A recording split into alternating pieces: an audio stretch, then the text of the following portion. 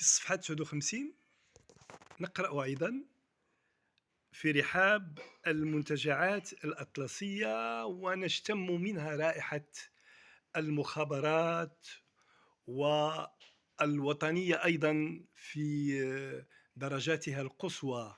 كيف تقرب هذا المفهوم إلى قرائك؟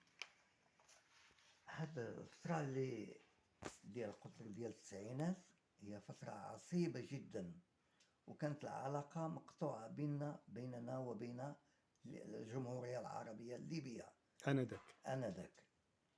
وكانت عندي علاقة حميمة، علاقة متينة مع صديق وهو كولونيل في الجيش الليبي، ودخل إلى المغرب في واحد الفترة جد حرجة جدا، وطرق بابي كما هي عادته وطلب مني أن أقوم معه بزيارة.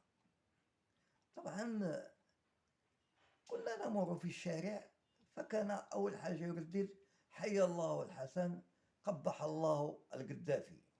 كان أيضا عندما يدخل إلى الحنث هل كان معارضا لنظام القذافي؟ أنا أعتقد أنه كان يبدو أنه معارض للنظام يعني القذافي. الفعل الاستخباراتي هنا ما أنا استغربت، ولكن بقات عندي واحد العلامة قبل أن أتمم هذه القصة. يعني كان عندي تخوف. أولا أنا نقابي اتحادي يساري، والسيد كولونيل من ليبيا، والسؤال يتبادر في هذه الفترة لأن كانت يعني واحد المخابرات المغربية قوية.